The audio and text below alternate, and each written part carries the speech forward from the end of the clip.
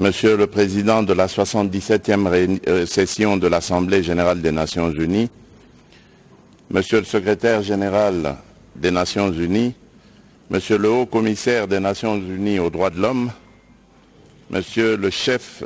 du département fédéral des affaires étrangères de la Confédération suisse, Mesdames et Messieurs les chefs de délégation.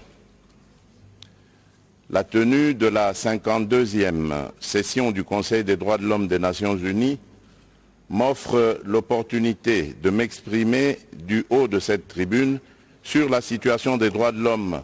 et des libertés fondamentales en République démocratique du Congo, des priorités retenues en la matière par mon gouvernement, des avancées enregistrées à ce stade, ainsi que des défis majeurs auxquels nous sommes confrontés comme nation, décidés à vivre dans la modernité et à contribuer au progrès de la civilisation de l'universel. À ce sujet, comme vous le savez, la République démocratique du Congo est secouée depuis 1994, année du génocide rwando-rwandais de triste mémoire, par des violences cycliques meurtrières et des pillages de ses ressources naturelles par des groupes armés terroristes évalués à environ 150 à l'est du pays et dont certains sont d'obédience islamiste intégriste proches de Daesh. Ces groupes opèrent plus spécifiquement dans les provinces de l'Ituri, du Maniema, du Nord Kivu et du Tanganyika. Il n'est plus un secret pour personne qu'ils sont entretenus, armés et soutenus par certains États de la région comme le Rwanda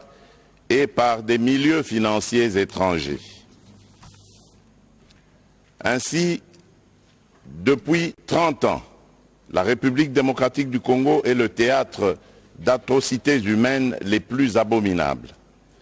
Des violations graves des droits de l'homme, des crimes de guerre et contre l'humanité y sont commis dans l'impunité la plus totale. Mon pays est devenu tristement célèbre en recrutement des enfants soldats et en violences faites à la femme qui ont atteint le paroxysme par les viols systématiques des femmes érigées en armes de guerre. En somme,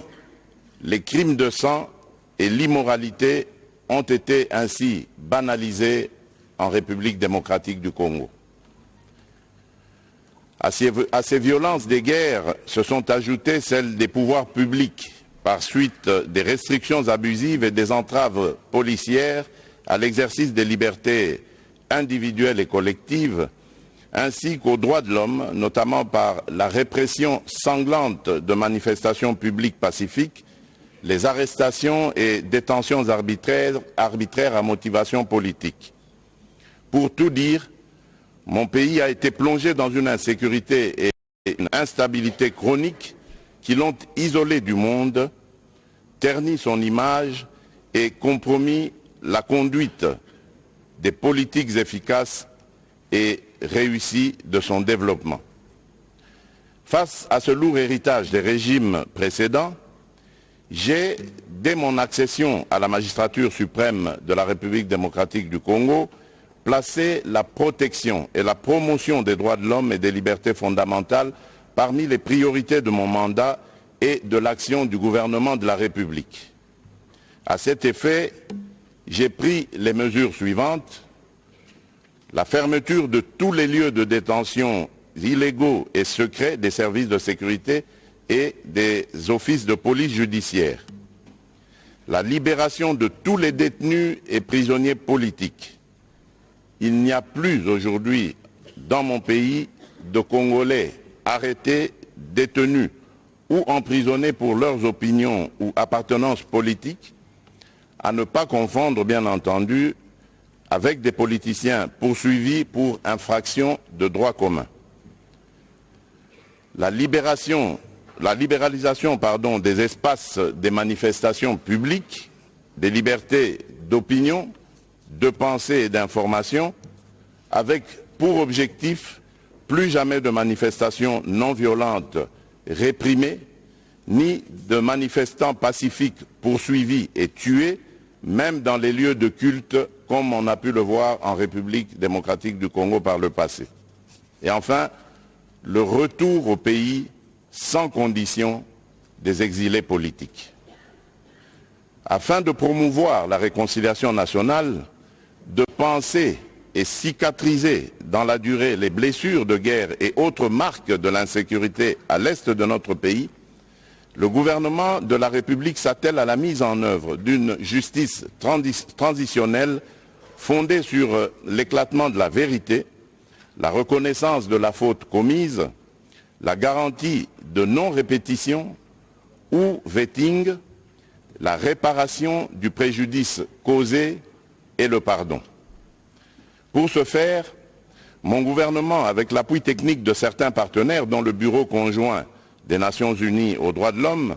et l'assistance des experts tant nationaux qu'internationaux, a élaboré un avant-projet de loi cadre portant dispositions générales applicables à la justice transitionnelle qui sera soumis au Parlement au courant de la session de mars prochain. Par ailleurs, dans le cadre du processus de paix de Nairobi initié par la Communauté d'Afrique de l'Est et de la mise en œuvre du programme de démobilisation, désarmement, relèvement communautaire et stabilisation, PDDRCS en sigle, j'ai entrepris des consultations avec les groupes armés en vue de leur réintégration dans la vie nationale. Ces consultations sont à leur phase 3 et incluent déjà 56 groupes. Le M23, soutenu par le Rwanda, et le Codeco se sont exclus de ce processus de paix en prenant les armes contre la République démocratique du Congo, dont ils se réclament pourtant la citoyenneté. S'agissant des poursuites pour crimes imprescriptibles, mon gouvernement continue à plaider pour la création d'un tribunal pénal international pour la République démocratique du Congo afin d'élucider les 617 incidents documentés dans le rapport mapping du Haut Commissariat des Nations Unies aux droits de l'homme. En même temps, il réfléchit sur la création d'une cour pénale spéciale comme en République centrafricaine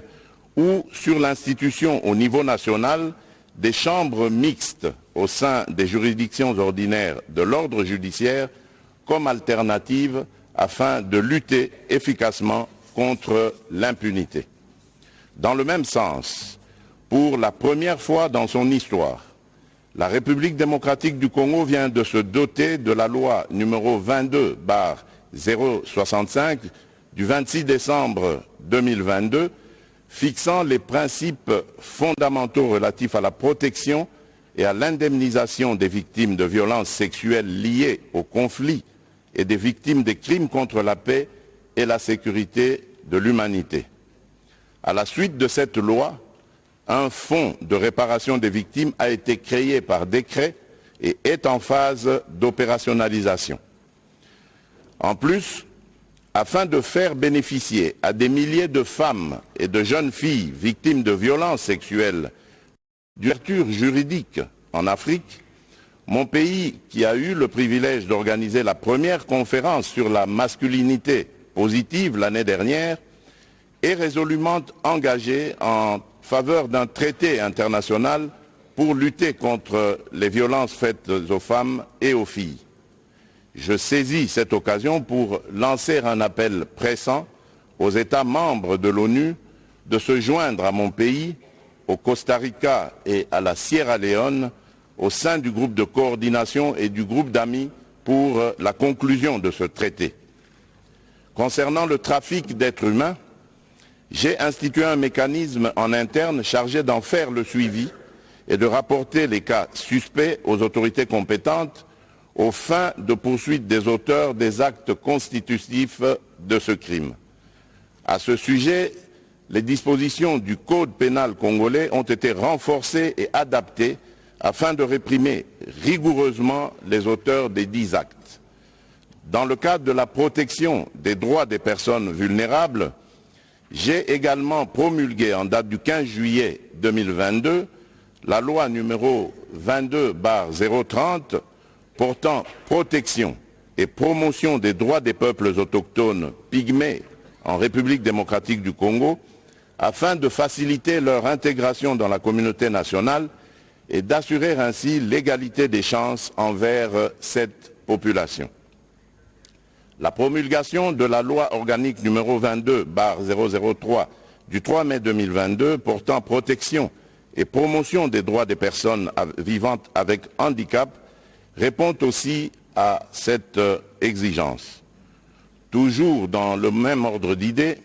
le Parlement examine depuis la dernière session le projet de loi visant la protection des défenseurs des droits de l'homme.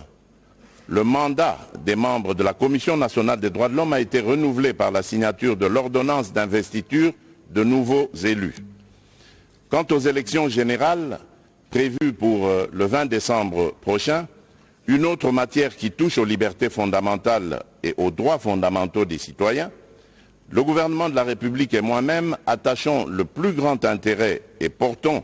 une attention soutenue à leur tenue en toute transparence, en toute liberté et sans exclusion basée sur des considérations politiques, tribales ou ethniques. Toutefois, la persistance de la guerre à l'est de notre pays risque d'hypothéquer le processus électoral dont les opérations d'enrôlement sont déjà en cours par suite du déplacement massif des personnes des zones de combat, de l'insécurité et de l'inaccessibilité à ces zones. Il est donc impérieux que la communauté internationale s'implique davantage activement aux côtés de la République démocratique du Congo pour la restauration de la paix et de l'autorité de l'État dans cette partie du territoire national. Monsieur le Président, c'est au moment où toutes les initiatives et actions que je viens d'exposer sont en cours et commencent à porter leurs fruits que les autorités rwandaises ont ressuscité le mouvement terroriste du 23 mars, le M23 en sigle, défait en 2013 pourtant par nos forces armées, avec l'appui des troupes internationales de la MONUSCO, pour agresser la République démocratique du Congo et bloquer le processus de paix de Nairobi dans le but inavoué de poursuivre les pillages des ressources naturelles de la République démocratique du Congo et de placer sous l'impérium rwandais une partie de son territoire national, le Nord Kivu en l'occurrence. C'est ici le lieu, une fois de plus, de dissiper toute équivoque et de porter un démenti cinglant aux allégations fallacieuses des dirigeants rwandais qui invoquent à qui veulent les entendre, d'une part, la prétendue collaboration entre officiers de l'armée congolaise et les commandants des forces démocratiques pour la libération du Rwanda, les FDLR, alors que j'ai changé le leadership de l'armée depuis plusieurs mois, et d'autre part, le discours de la haine tribale contre les populations dites rwandophones qui seraient persécutées ou, pis encore, menacées de génocide en République démocratique du Congo, et cela pour justifier leurs crimes dans mon pays et obtenir la mansuétude de certains pays. À cet égard, je recommande à toute personne qui en aurait encore le doute de lire les groupes d'experts, le rapport des groupes d'experts de l'ONU sur la situation sécuritaire à l'est de la République démocratique du Congo, rapport de septembre 2022, distribué par le Conseil de sécurité, et celui lui déposé en janvier dernier pour se rendre à l'évidence de la présence des forces de défense du Rwanda, les RDF, au Nord Kivu et de leur soutien au M23. Quant au discours de haine contre nos compatriotes Tutsis congolais, mon gouvernement reste ferme contre tout individu ou groupe d'individus qui tiendrait un tel discours et réitère sa demande à toute personne,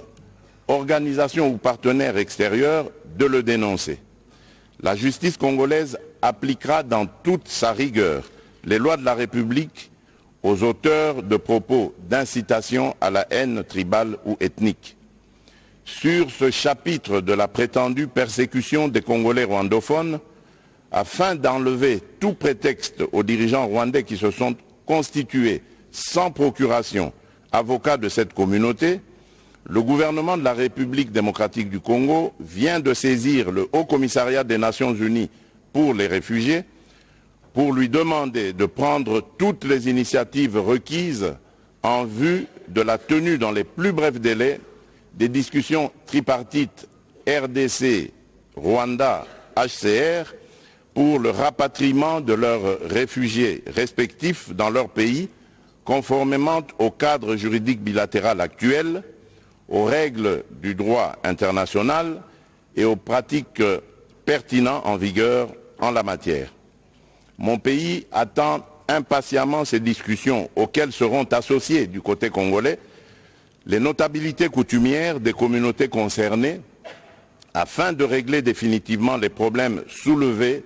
et de réaliser une réconciliation vraie et durable entre ces communautés. Monsieur le Président du Conseil des droits de l'homme des Nations Unies,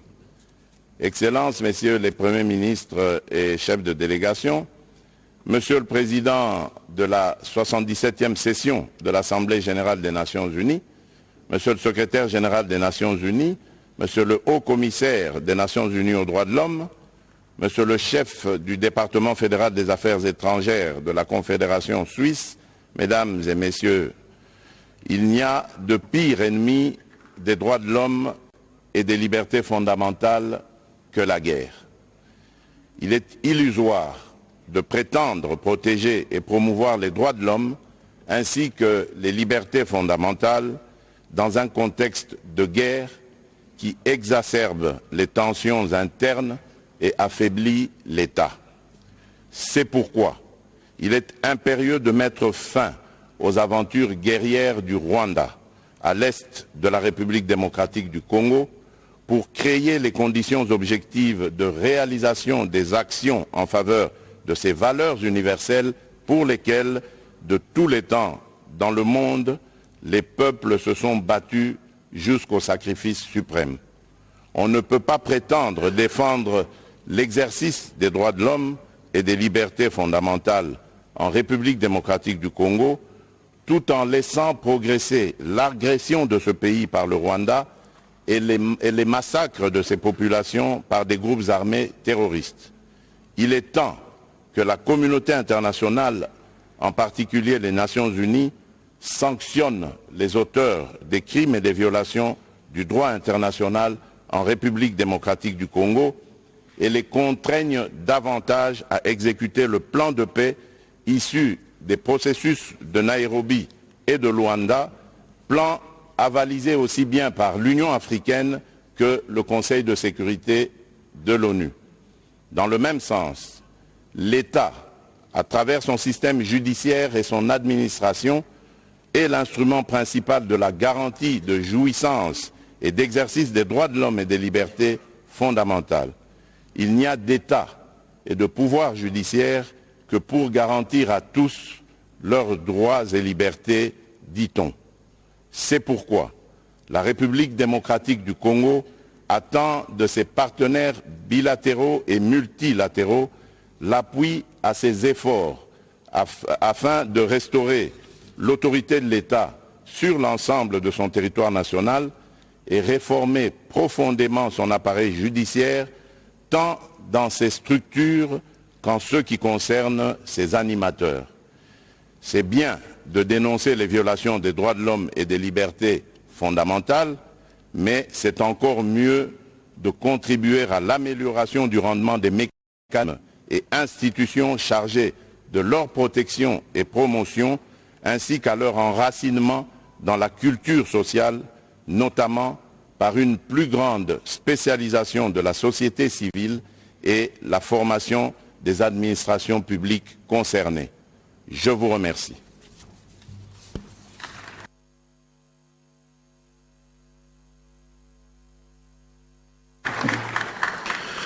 Merci à vous, monsieur.